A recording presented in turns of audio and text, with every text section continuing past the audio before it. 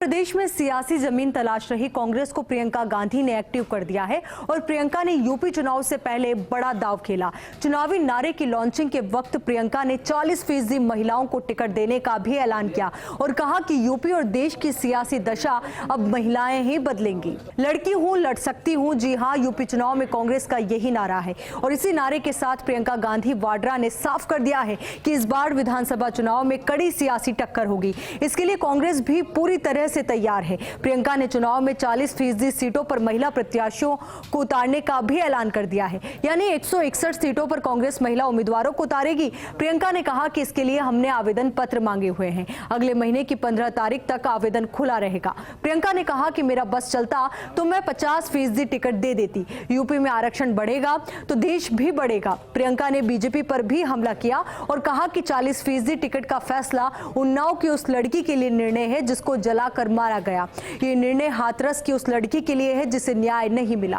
प्रियंका गांधी के इस फैसले को साइलेंट वोटर को अपने पक्ष में करने से जोड़ा जा रहा है। उधर कांग्रेस से इस फैसले पर बीएसपी सुप्रीमो मायावती ने पलटवार किया है और कहा कि महिलाओं के प्रति कांग्रेस की चिंता पहले इतनी ही वाजिब और ईमानदार नहीं थी। अगर ईमानदार होती तो केंद्र में इनकी सरकार ने संसद और विधानसभाओं में महिलाओं को 33% आरक्षण देने का कानून क्यों नहीं बनाया। उत्तराखंड में भारी बारिश ने कहर बरपा रखा है। जहां भूस्खलन और बारिश से कई लोगों की जान जा चुकी है तो कई लोग लापता भी हैं। आपको बता दें, मुख्यमंत्री पुष्कर सिंह धामी ने आज हवाई सर्वेक्षण भी किया। सर्वेक्षण के दौरान सीएम धामी के साथ आपदा प्रबंधन मंत्री डॉक्टर धन सिंह रावत और डीजीपी अशोक कुमार भी थे।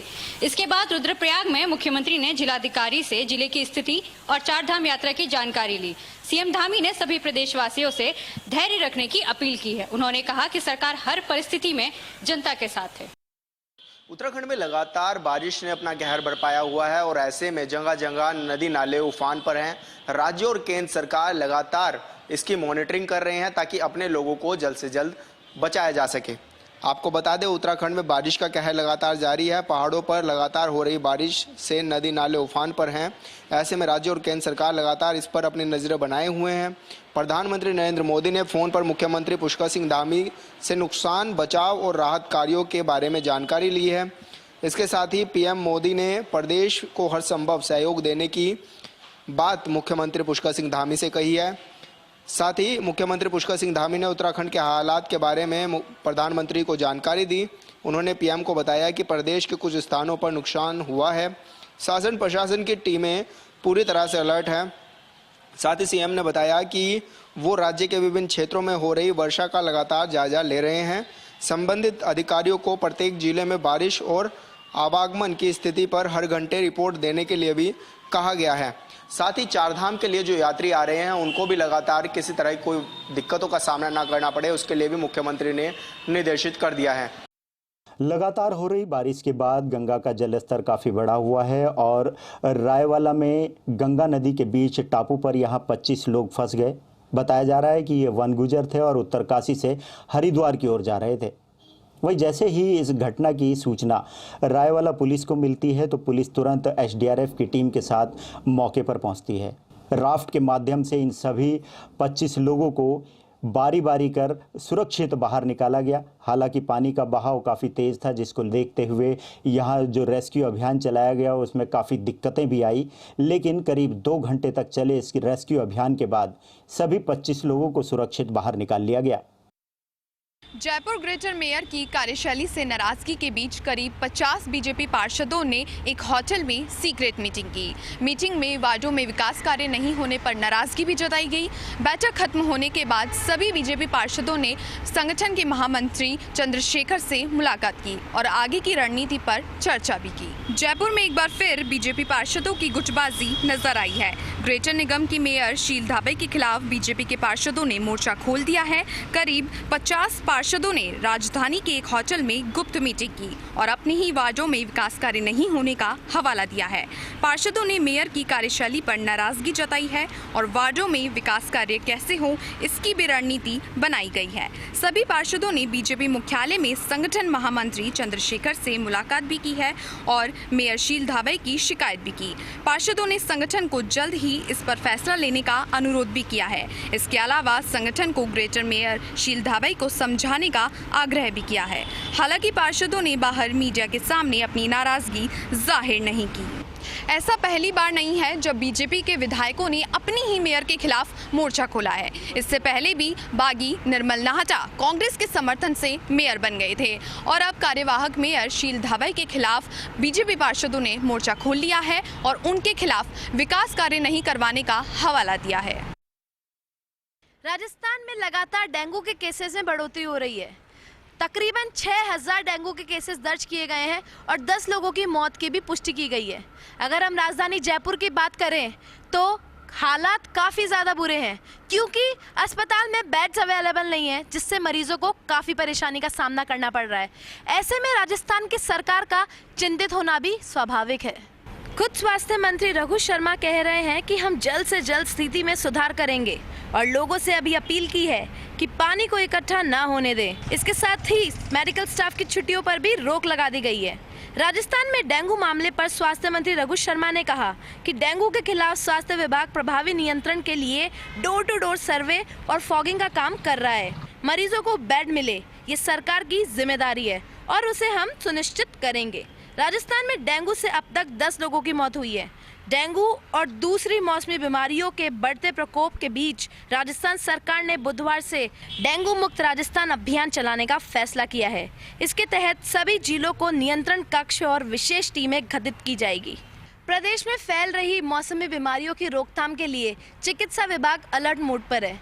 इसको लेकर खुद चिकित्सक मंत्री डॉक्टर रघु शर्मा ने वर्चुअली चिकित्सा विभाग के अधिकारियों के साथ बैठक की।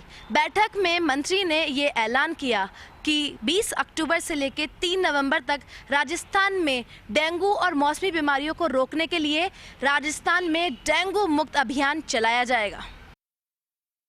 पीसीसी चीफ गोविंद सिंह डोटासरा रहे उदयपुर प्रवास पर। आज पत्रकारों से हुए रूबरू। केंद्र की भाजपा सरकार पर महंगाई, भ्रष्टाचार, किसानों के काले कानून सहित संवैधानिक संस्थाओं को कमजोर करने के लगाए गंभीर आरोप। धरियावाद और बल्लभनगर उपचुनाव में कांग्रेस प्रत्याशी की जीत का भी किया दावा। उदयपुर की बल्लभनगर और प्रतापगढ़ की धरियावाद विधानसभा सीटों पर होने जा रहे उपचुनावों को लेकर जनसभाओं को संबोधित करने आए प्रदेश के पीसीसी चीफ गोविंद सिंह डोटासरा आज उदयपुर में पत्रकारों से रूबरू हुए।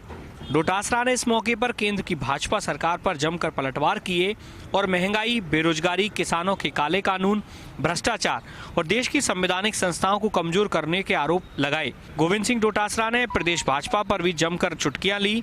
पूर्व मुख्यमंत्री वसुंधरा राजे, नेता प्रतिपक्ष गुलाब चंद कटारिया और प्रदेश अध्यक्ष सतीश पूनिया सहित डोटासरा ने प्रदेश भाजपा के अधिकांश नेताओं में चल रही आपसी गुटबाजी पर भी निशाना साधा और कहा कि भाजपा की हालत प्रदेश में ठीक नहीं है, सभी मुख्यमंत्री बनने का सपना सजोए हुए हैं।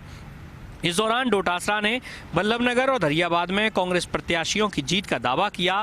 साथ ही कहा कि इन चुनावों में प्रदेश की गहलोत सरकार के 2.5 वर्ष के कामकाज के अलावा केंद्र सरकार द्वारा लगातार बढ़ाई जा रही महंगाई बड़ा मुद्दा होगी। पीसीसी चीफ गोविंद सिंह डोटासरा ने पत्रकार वार्ता में कई महत्वपूर्ण सवालों के जवाब दिए। राजनीतिक नियुक्तियों को लेकर पीसीसी चीफ ने साफ कर दिया कि दिवाली तक कांग्रेसी कार्यकर्ताओं को राजनीतिक नियुक्तियों की सौगात भी मिल जाएगी। केंद्रीय मंत्री गजेंद्र सिंह शेखावत की माता और राजस्थान सरकार के पूर्व मंत्री महिपाल मदेना के निधन पर लगातार कांग्रेस और भाजपा नेताओं के अलावा समाज सेवकों के आने का सिलसिला जारी है। आज जिस तरीके से केंद्रीय मंत्री महेंद्र नाथ पांडे के साथ साथ प्रहलाद पटेल, पूर्व केंद्रीय मंत्री राजीव प्रताप रूडी, राजस्थान सरकार के पूर्व उप मुख्यमंत्री सचिन पायलट, पूर्व मंत्री राजेंद्र राठौड़ और राज्यसभा सदस्य किरोड़ीलाल मीणा के अलावा कई भाजपा कांग्रेस के नेता पहुंचे और उन्होंने शेखावत की माता मोहन का उनको श्रद्धासुमन अर्पित किए। इसके साथ ही सचिन पायलट ने जोधपुर पे एयरपोर्ट पर पत्रकारों से बातचीत करते हुए केंद्र सरकार पर कई तरह के हमले बोले। उसके बाद वो सीधे ओसिया के चाडी गांव गए हैं, जहां पर महिपाल मदेना के निधन पर उनके पैतृक निवास पर जाकर श्रद्धा सुमन अर्पित किए और अपनी संवेदनाएं व्यक्त की।